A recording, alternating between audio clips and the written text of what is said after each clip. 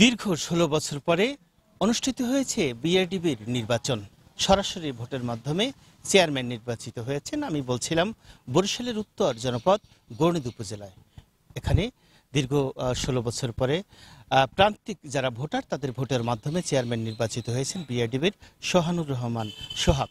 এই প্রতিষ্ঠানটি সাধারণত দারিদ্র শ্রেণী মানুষের আত্মকর্মসংস্থান তৈরিতে কাজ করে থাকে এবং কৃষি প্রণোদনা থেকে মানুষের রাস্তাঘাট উন্নয়ন নানান যে প্রকল্পগুলো আছে সেগুলো বাস্তবায়নে অনেক সহায়ক ভূমিকা পালন করে থাকে।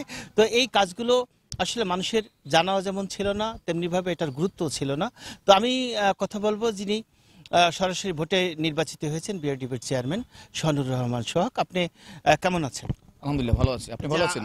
আমরা জানি যে বিগত ৭ মাস হয় আপনি নির্বাচিত হয়েছেন। এই ৭ মাসের মধ্যে আপনার এই এলাকার মানুষের জন্য যারা আপনাকে ভোট দিয়ে নির্বাচিত করেছে বা আরও যারা আছে তাদের জন্য কিছু করার সৌভাগ্য আপনি হয়েছে কিনা বা কি করেছেন? বিসমিল্লাহির রহমানির রহিম। আমি নির্বাচিত হওয়ার মধ্য দিয়ে যে ওয়াদা করেছিলাম আমার প্রান্তিক জনগোষ্ঠীর কাছে, ভোটারদের কাছে, যে তাদেরকে তাদের জনপদের ছোট রাস্তা, তারপর তাদের বিভিন্ন ঋণের ব্যাপারে, এরপর আমি প্রায় 23টা প্রকল্প দিয়েছিলাম। উপজেলা পরিষদের সদস্য হিসেবে আমি বিআরডিবি চেয়ারম্যান হিসেবে উপজেলা পরিষদ সদস্য, সেই হিসেবে 23টা প্রকল্প দিয়েছি। সেই 23টা প্রকল্প কাজ অলরেডি রাস্তা হয়ে গেছে। ইতিমধ্যে আমরা প্রায় আমার 2টা প্রকল্প আমি সরাসরি দেখাশোনা করি। আবর্তক এখানে আমরা প্রায় সদস্য সংখ্যা ভর্তি করেছি 24 জন, শেয়ার জমা পড়েছে 93,000, সঞ্চয় জমা হয়েছে 87,000 এবং 4টি সমিতি অ্যাক্টিভ করেছি, পুরান সমিতিকে অ্যাক্টিভ করেছি এবং ঋণ বিতরণ করেছি 13,60,000 টাকার মতন। আর মহিলা যারা মহিলা এখানে আমরা প্রায় 34 জন সদস্য নতুন নিয়েছি। শেয়ার সংখ্যা 78,000, তারপর সঞ্চয় জমা হয়েছে 86,000, ঋণ বেতন করেছি 13,45,000 টাকা, ঋণ আদায় করেছি 6,81,000 এবং এভাবে করে আমরা করেছি। তারপরও এখান থেকে আমরা আরও আমার এই ছোট্ট বিআরডিবির থেকে মানে উপজেলা পরিষদ সদস্য হওয়ার কারণে বিভিন্নভাবে, যেমন বিভিন্ন যুব উন্নয়ন লোন, কৃষি লোন, তারপর তাদেরকে এই যে পাটের বীজ, সার সংগ্রহ, আমার অফিস থেকে আমি বিভিন্নভাবে প্রান্তিক জনগোষ্ঠীকে সেবা করার চেষ্টা করেছি। ইনশাল্লাহ আমি দেওয়ার চেষ্টা করেছি এবং যেগুলো দিয়েছি সম্পূর্ণ সফল হয়েছে।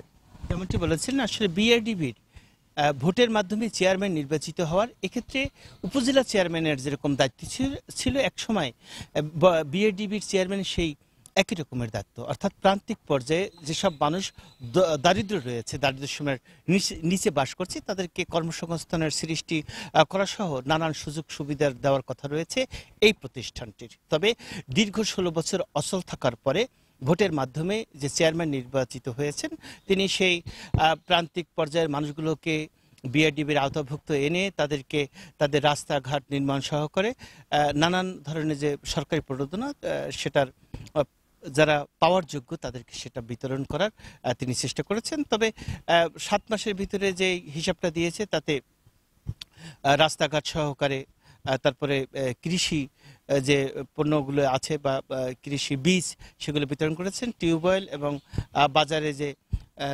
শৌচাগারের ব্যবস্থাপনা থেকে নানান ধরনের লাইটিং ব্যবস্থা, নানান ধরনের কাজ তিনি করেছেন। বাস্তবিক পক্ষে আমাদের দেশে যে দারিদ্র্য বিমোচন করার লক্ষ্যে যেসব প্রতিষ্ঠান থাকার পরেও দারিদ্র্য সীমার নিচে অনেকেই বসবাস করেছে এবং ভিক্ষুকের সংখ্যা অনেক বৃদ্ধি পেয়েছে। তো এগুলো মাথায় নিয়ে তিনি কাজ করছেন যাতে প্রান্তিক পর্যায়ের দারিদ্র্য সীমার নিচে যাতে মানুষ বাস না করতে পারে। তো তার কথা শুনে একটি বিষয় ধারণা করতে পেরেছি যে মানুষের যে দায়িত্ব বা প্রাতিষ্ঠানিকভাবে যে দায়িত্ব পেয়েছে সেই দায়িত্ব পালনের ক্ষেত্রে সততা এবং আন্তরিকতা থাকলে দেশের মানুষ ক্ষুধামুক্ত এবং দারিদ্র্য সীমা থেকে তারা উঠে এসে সত্যিকারেই বাংলাদেশ আত্মকর্মসংস্থান সৃষ্টি হওয়ার পাশাপাশি সমৃদ্ধশালী দেশ হিসাবে পৃথিবীর বুকে সম্মানিত হয়ে উঠবে, এমনটাই তার প্রত্যাশা। এ ছিল আমার কাছে বরিশাল আর উত্তর জনপদ গৌরনদীর বিআরডিবির চেয়ারম্যানের স্বল্প মেয়াদী যে কাজ করেছেন তার বর্ণনার সর্বশেষ।